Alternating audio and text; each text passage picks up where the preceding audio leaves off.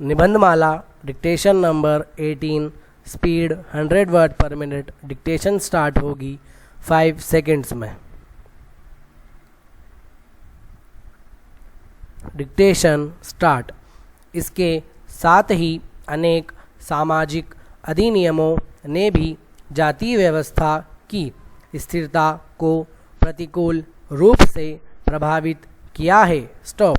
स्वयं जाति व्यवस्था से उत्पन्न दोषों ने भी लोगों में इसकी उपयोगिता के बारे में संदेह उत्पन्न कर दिया है। स्टॉप। जातिगत विभेद को दूर करके ही एक स्वस्थ राष्ट्र का निर्माण किया जा सकता है। स्टॉप। इसलिए यह व्यवस्था की गई है कि राज्य किसी भी नागरिक के प्रति धर्म, वंश अथवा जाति के आधार पर किसी प्रकार का भेदभाव नहीं करेगा। Stop para. संविधान के अनुच्छेद 38 में यह स्पष्ट कर दिया गया है कि राज्य प्रभावकारी ढंग से एक ऐसी सामाजिक व्यवस्था की स्थापना और संरक्षण द्वारा लोक कल्याण में वृद्धि करेगा, जिससे राष्ट्रीय जीवन की सभी संस्थाओं द्वारा व्यक्तियों को सामाजिक, आर्थिक और राजनीतिक न्याय मिल सके।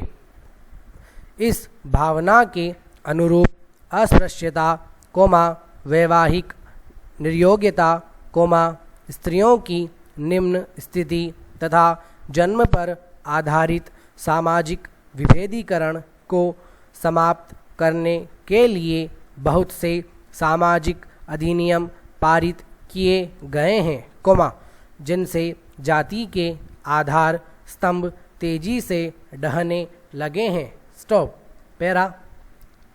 अतः वर्षों से चली आ रही परंपराएं जब युगानुकूल नहीं रहती, तो कोई भी प्रबुद्ध समाज उसमें आवश्यकतानुसार परिवर्तन करने में संकोच नहीं करता। स्टॉप। जो समाज परिवर्तन की आवश्यकता महसूस होने पर भी परिवेश की उपेक्षा करते हुए और पूर्व स्थापित व्यवस्थाओं की वर्तमान में अनुकूलता की परवाह किए बिना उसका अंधानुकरण करता रहता है, वह समाज पिछड़ जाता है। स्टॉप।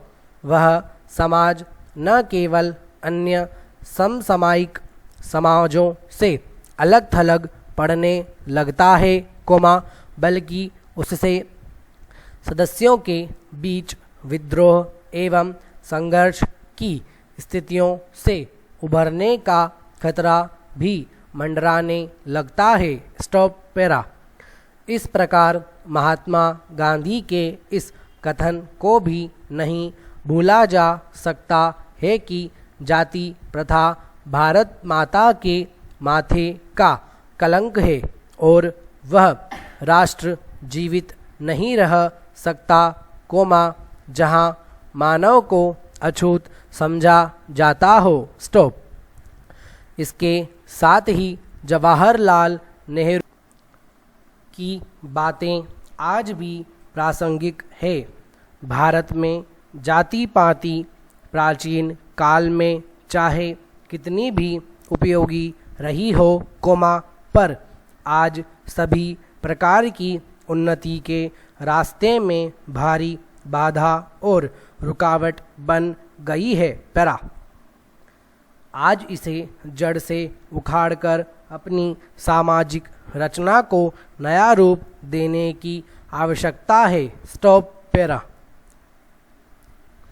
दहेज शब्द अरबी भाषा के जहेज शब्द का हिंदी रूपांतरण है, जिसका अर्थ होता है भेंट या सौगात। स्टॉप। भेंट में काम संपन्न हो जाने पर स्वेच्छा से अपने परिजन या कुटुंब को कुछ उपहार अर्पित करने का भाव निहित रहता है। स्टॉप। वास्तव में दहेज कन्यादान और स्त्री धन की प्राचीन हिंदू परंपरा से संबंधित है। स्टॉप। विवाह के समय कन्यादान में वधू के पिता कोमा जबकि स्त्री धन में वर के पिता कोमा कपड़े एवं गहने दूसरे संबंधित पक्ष को देते हैं, वह दहेज होता है। स्टॉप। सांसारिक हिंदू विवाह प्रणाली के अनुसार विवाह हमेशा के लिए संपन्न होता है, कोमा जिसे स्त्री पुरुष के जीवित रहते भंग नहीं किया जा सकता। अर्थात हिंदू समाज में विवाह एक संस्कार है, कोमा जो मृत्यु के साथ ही समाप्त हो सकता है, कोमा जबकि अन्य समाजों में विवाह एक समझौता है, कोमा इसलिए वहाँ इसे भंग करने का भी प्रावधान है। Stop para. प्राचीन भारतीय हिंदू समाज में दहेज की प्रथा का स्वरूप स्वेच्छावादी था। स्टॉप। कन्या के पिता तथा उसके पक्ष के सदस्य स्वेच्छा एवं प्रसन्नता से अपनी पुत्री को जो पत्रम पुष्पम फलम तोयम प्रदान करते थे, कोमा उसमें बाध्यता नहीं थी। स्टॉप। वह सामर्थ्य के अनुसार दिया गया दान था। स्टॉप। तुलसीदास ने रामचरित मानस में पार्वती के विवाह के दौरान उनके पिता हिमवान द्वारा दहेज दिए जाने का वर्णन किया है। स्टॉप।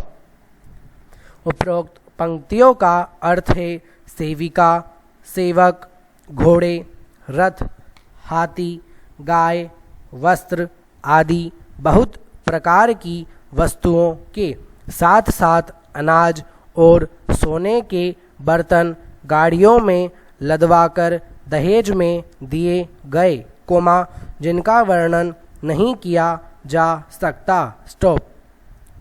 आज दहेज का स्वरूप पूरी तरह परिवर्तित हो गया है। स्टॉप। वर का पिता अपने पुत्र के विवाह में कन्या के पिता की सामर्थ्य असामर्थ्य, कोमा शक्ति अशक्ति, कोमा प्रसन्नता अप्रसन्नता आदि का विचार किए बिना उससे दहेज के नाम पर धन वसूलता है। दहेज, कोमा विवाह बाजार में बिकने वाले वर का वह मूल्य है, कोमा जो उसके पिता की सामाजिक प्रतिष्ठा और आर्थिक स्थिति को देखकर निश्चित किया जाता है। स्टॉप। जिस प्रथा के अंतर्गत कन्या का पिता अपनी सामर्थ्य से बाहर जाकर, कोमा अपना घर द्वार बेचकर, कोमा अपने शेष परिवार का भविष्य अंधकार में धकेलकर दहेज देता है, कोमा वहाँ दहेज लेने वाले से उसके संबंध स्नेहपूर्ण कैसे हो सकते हैं। मनुस्मृति में वर पक्ष द्वारा कन्या पक्ष वालों से दहेज लेना राक्षस विवाह के अंतर्गत रखा गया है, कोमा जिसका वर्णन मनु ने इस प्रकार किया है। पैरा। अतः वर्तमान में समय में दहेज प्रथा भारतीय समाज में व्याप्त एक ऐसी कुप्रथा है, कोमा जिसके कारण कन्या और उसके परिजन अपने भाग्य को कोसते रहते हैं। स्टॉप। माता पिता द्वारा दहेज की राशि न जुटा पाने पर कितनी कन्याओं को अविवाहित ही जीवन बिताना पड़ता है। पैरा। तो कितनी ही कन्याएं अयोग्य या अपने से दोगुनी आयु वाले पुरुष के साथ ब्याह दी जाती हैं। स्टॉप। इस प्रकार, कोमा एक और दहेज रूपी दानव का सामना करने के लिए कन्या का पिता गलत तरीकों से धन कमाने की बात सोचने लगता है, तो दूसरी ओर कन्या भ्रूण हत्या जैसे पापों को करने से भी लोग नहीं चूकते हैं, महात्मा गांधी ने इसे हृदयहीन बुराई कहकर इसके विरुद्ध प्रभावी लोकमत बनाए जाने की वकालत की थी। जवाहरलाल नेहरू ने भी इस कुप्रथा का खुलकर विरोध किया था। राजा राममोहन राय, महर्षि दयानंद आदि समाज सेवकों ने भी इस घृणित कुप्रथा को उखाड़ फेंकने के लिए लोगों का आह्वान किया था। प्रेमचंद ने उपन्यास कर्मभूमि के माध्यम से इस कुप्रथा के कुपरिणामों को देशवासियों के सामने रखने का प्रयास किया। भारत में दहेज निषेध कानून 1961 और घरेलू हिंसा अधिनियम 2005 के लागू होने के बावजूद दहेज न देने अथवा कम दहेज देने के कारण प्रतिवर्ष लगभग 5000 बहुओं को मार दिया जाता है। एक रिपोर्ट के अनुसार वर्तमान समय में भारत में लगभग प्रत्येक 100 मिनट में दहेज से संबंधित एक हत्या होती है। अधिकांश दहेज हत्याएं पति के घर के एकांत में और परिवार के सदस्यों के सहयोग से होती है, इसलिए अधिकांश मामलों में अदालतें प्रमाण के अभाव में दहेज हत्यारों को दंडित भी नहीं कर पाती है। कभी कभी पुलिस छानबीन करने में इतनी शिथिल हो जाती है, कि न्यायालय भी पुलिस अधिकारियों की कार्यकुशलता और सत्यनिष्ठा पर संदेह प्रकट करते हैं। अतः दहेज प्रथा अर्थात दहेज प्रताड़ना से बचाव के लिए आईपीसी की धारा 450 ए में प्रावधान किया गया है। इसमें पति या उसके रिश्तेदारों के ऐसे सभी बर्ताव को शामिल किया गया है, जो किसी महिला को मानसिक या शारीरिक हानि पहुंचाए या उसे आत्महत्या करने पर मजबूर करता हो। इसके लिए दोषी पाए जाने पर पति को अधिकतम 3 वर्ष की सजा का प्रावधान है। वर्ष 2015 में इससे संबंधित 1,13,403 मामले सामने आए थे। अतः इसे लेकर वर्ष 2017-18 में सर्वोच्च न्यायालय ने पुनर्विचार कर सख्त बनाया है। दहेज हत्या पर समाज शास्त्रियों के निम्नलिखित विचार हैं। मध्यम वर्ग की स्त्रियों के उत्पीड़न की दर निम्न वर्ग या उच्च वर्ग की स्त्रियों से अधिक होती है। लगभग 70% पीड़ित महिलाएं 21 से 24 वर्ष आयु समूह की होती हैं, अर्थात वे केवल शारीरिक रूप से ही नहीं अपितु सामाजिक एवं भावात्मक रूप से भी अपरिपक्व होती हैं। यह समस्या निम्न जाति की अपेक्षा उच्च जाति की अधिक है। हत्या से पहले युवा वधू को कई प्रकार से सताया एवं अपमानित किया जाता है, जो पीड़िता के परिवार के सदस्यों के सामाजिक व्यवहार के अव्यवस्थित स्वरूप को दर्शाता है। दहेज हत्या के कारणों में सबसे महत्वपूर्ण समाजशास्त्रीय कारक, अपराधी पर वातावरण का दबाव या सामाजिक तनाव है, कोमा जो उसके परिवार के आंतरिक एवं बाह्य कारणों से उत्पन्न होता है। स्टॉप।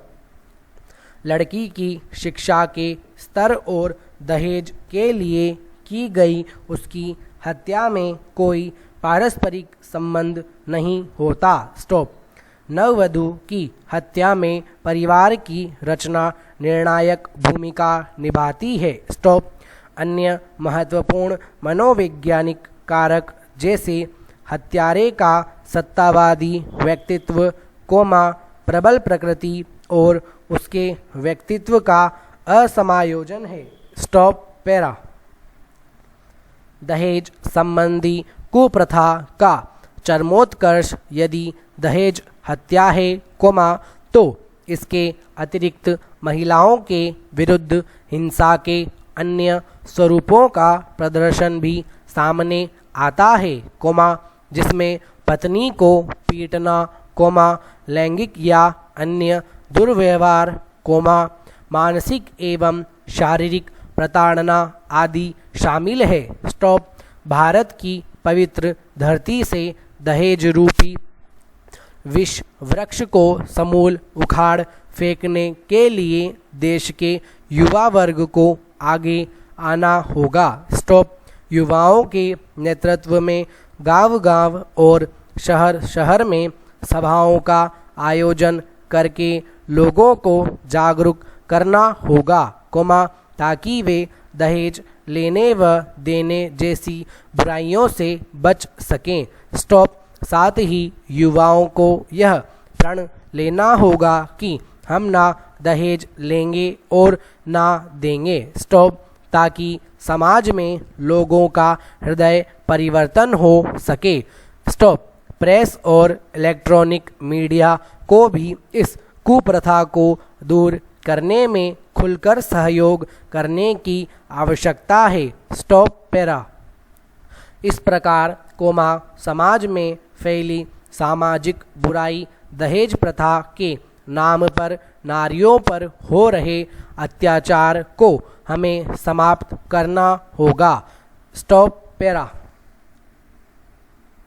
संपूर्ण विश्व में महिला सशक्तिकरण एवं महिला संबंधी नीतियों का मुख्य लक्ष्य महिलाओं को राजनीतिक रूप से सशक्त करना रहा है। स्टॉप।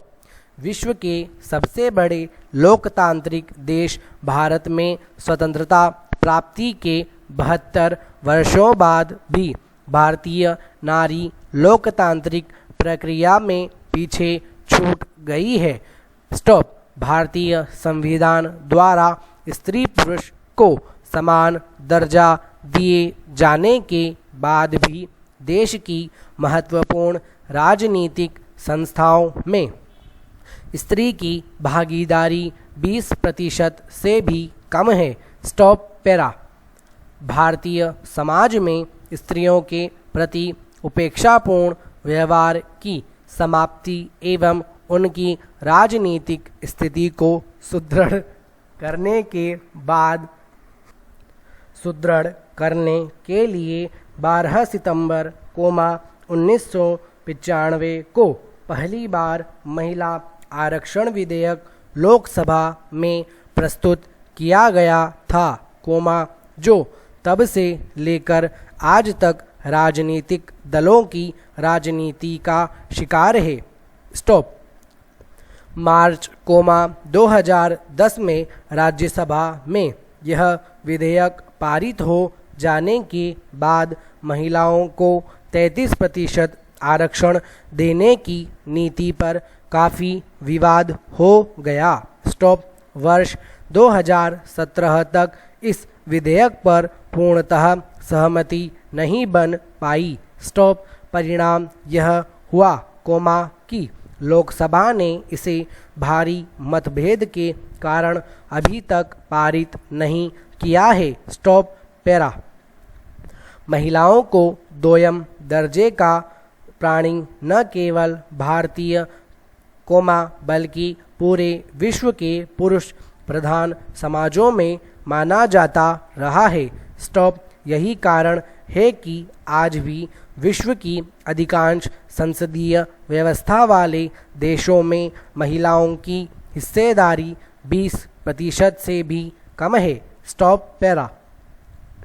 इंटर पार्लियामेंट्री यूनियन की 2019 की रिपोर्ट के अनुसार विश्व के 193 देशों में मात्र 50 देशों की संसदों में महिलाओं की भागीदारी 30% या उससे अधिक है। शेष देशों में महिलाओं की भागीदारी 30% से नीचे है। स्टॉप। विश्व के 1/4 देशों में महिला सांसदों की भागीदारी 14% से कम है। स्टॉप। विश्व में रवांडा, क्यूबा तथा बोलीविया ऐसे देश हैं, जहां 50% से अधिक महिलाओं की भागीदारी है। स्टॉप। संयुक्त राष्ट्र के मानकों के अनुसार संसद में महिलाओं की भागीदारी 30% से होनी चाहिए। स्टॉप। चीन, रूस, कोरिया, फिलीपींस आदि देशों में महिलाओं को 33% आरक्षण का पहले से ही प्रावधान किया हुआ है, जबकि फ्रांस, जर्मनी, स्वीडन, नॉर्वे आदि देशों की राजनीतिक पार्टियों ने भी महिलाओं को 33% आरक्षण दे रखा है। Stop para. भारत वर्तमान में महिला आरक्षण को लेकर कानून बनाने में असफल रहा है। स्टॉप। इसके बावजूद 17वीं लोकसभा में महिला सांसदों की संख्या 62 से बढ़कर 78 हो गई, जो कुल सांसदों का 14.3% है। स्टॉप। अतः भारत को इसे और बढ़ाने की आवश्यकता है, क्योंकि भारत की भागीदारी अपने पड़ोसी देश चीन, पाकिस्तान व बांग्लादेश से कम है। Stop para. भारत में जहां एक ओर स्त्रियां आर्थिक रूप से पुरुष के अधीन रही हैं, वहीं दूसरी ओर सार्वजनिक जीवन में भी उनकी स्थिति अत्यधिक असंतोषजनक रही है। स्टॉप। इस असंतोषजनक स्थिति को समाप्त करने के लिए आवश्यक है कि उनकी राजनीतिक स्थिति को सुदृढ़ किया जाए। स्टॉप। राजनीतिक स्थिति से तात्पर्य यही है कि ऐसे अनेक निकायों में, जो निर्णयकारी हैं और जिन निकायों में राष्ट्र की सामाजिक आर्थिक नीतियों को निर्धारित किया जाता है, महिलाओं की सक्रिय भागीदारी को सुनिश्चित किया जाना चाहिए। स्टॉप। बिना आरक्षण महिलाओं की राजनीतिक स्थिति को सुदृढ़ कर पाना अत्यधिक कठिन है, क्योंकि अधिकांश राजनीतिक दल पुरुष प्रधान मानसिकता वाले हैं, जो चुनावों में सामान्यतया महिलाओं को अपना उम्मीदवार नहीं बनाते। स्टॉप। महिला प्रमुख पार्टियों भी पुरुष प्रधान समाज के कारण पुरुषों को ही उम्मीदवार बनाने के लिए बाध्य है। स्टॉप। सरकार के विधायी एवं कार्यकारी अंगों में भी महिलाओं की भागीदारी न के बराबर है। स्टॉप। अतः वे स्त्री के अधिकारों के संबंध में आवाज़ नहीं उठा पाती, इसलिए यह आवश्यक है कि विधायी संस्थाओं में महिलाओं के प्रतिनिधित्व हेतु एक सुनिश्चित प्रतिशत स्थान आरक्षित किया जाए। Stop para. महिला आरक्षण विधेयक के अनुसार, संसद में 33.3% सीटें महिला उम्मीदवारों के लिए आरक्षित होंगी। स्टॉप। चुनाव के लिए लॉटरी के द्वारा 1/3 सीटें महिलाओं के लिए आरक्षित की जाएंगी। स्टॉप। वास्तव में भारतीय राजनीति में आरक्षण का प्रावधान अंग्रेजों की फूट डालो और राज करो की नीति का परिणाम था। अंग्रेजों ने भारत परिषद अधिनियम 1909 के माध्यम से पहली बार मुसलमानों को पृथक एवं प्रत्यक्ष प्रतिनिधित्व दिया। Stop para. स्वतंत्रता प्राप्ति के बाद संविधान के अनुच्छेद 15(4) एवं अनुच्छेद 16 के अतिरिक्त अनुच्छेद 330 से लेकर अनुच्छेद 342 तक भारतीय समाज में सामाजिक एवं शैक्षिक दृष्टि से पिछड़े वर्गों के उत्थान के लिए विभिन्न प्रकार के आरक्षणों की व्यवस्था की गई है, किंतु अभी तक गठित किसी भी समिति का या आयोग ने महिलाओं के लिए स्वतंत्र रूप से आरक्षण प्रदान करने की कभी भी संस्तुति नहीं की। स्टॉप। महिलाओं को आरक्षण देने संबंधी मुद्दा पहली बार राजीव गांधी ने उठाया था। स्टॉप। प्रधानमंत्री इंदिरा कुमार गुजराल के शासन काल में महिला आरक्षण विधेयक को पारित करवाने की पूरी कोशिश की गई। स्टॉप। उसके बाद भाजपा के नेतृत्व वाली गठबंधन सरकार ने विधेयक को संसद में प्रस्तुत किया, लेकिन हर बार लोकसभा एवं विधान सभाओं में महिलाओं को 33% आरक्षण देने का मामला विभिन्न राजनीतिक दलों के मध्य तीव्र मतभेद होने के कारण पारित नहीं हो सका। Stop para. इन दलों की मांग आरक्षण में आरक्षण देने की है, जिसका अर्थ है महिलाओं के लिए आरक्षित 33% सीटों में भी 1/3 सीटें अल्पसंख्यक, दलित एवं पिछड़े वर्ग की महिलाओं के लिए आरक्षित करना। स्टॉप। वर्ष 2016 में बिहार सरकार ने राज्य स्तरीय नौकरियों में महिलाओं को 35% आरक्षण प्रदान कर महिला आरक्षण की दिशा में एक महत्वपूर्ण कदम उठाया है। इससे पूर्व बिहार सरकार पंचायत चुनावों में महिलाओं को 50% आरक्षण प्रदान कर चुकी है। स्टॉप। इसके अतिरिक्त भारत के अन्य राज्यों में भी यह प्रावधान किया गया है कि जो महिला आरक्षण की दिशा में महत्वपूर्ण उपलब्धि है। Stop para. महिला आरक्षण के संदर्भ में सबसे महत्वपूर्ण प्रश्न यह है कि उन्हें पर्याप्त आरक्षण क्यों मिलना चाहिए।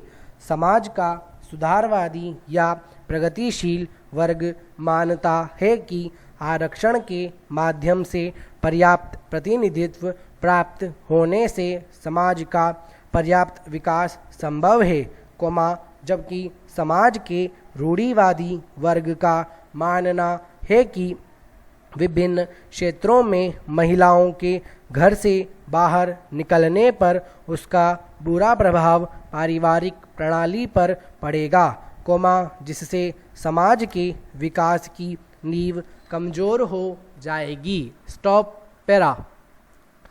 उत्तर वैदिक काल से ही महिलाओं की सामाजिक एवं राजनीतिक परिस्थिति निरंतर निम्न होती गई।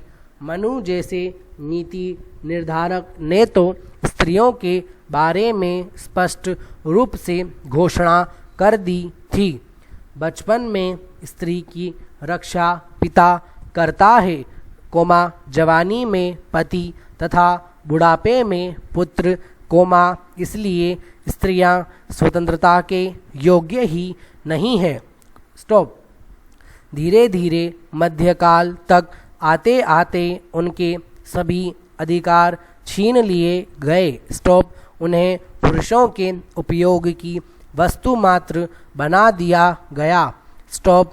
पर्दा प्रथा के आगमन के साथ साथ उनकी स्थिति और दयनीय होती गई, कोमा, लेकिन समय के साथ आधुनिक काल में पाश्चात्य शिक्षा के विकास एवं प्रसार के बाद महिलाओं के लिए एक बार फिर विकास का मार्ग प्रशस्त हुआ है। स्टॉप। ऐसी स्थिति में महिलाओं को अपने सर्वांगीण विकास के लिए हर संभव कोशिश करनी चाहिए और पुरुष वर्ग को उनकी इस कोशिश में ईमानदारी पूर्वक सहायता करनी चाहिए। Full stop.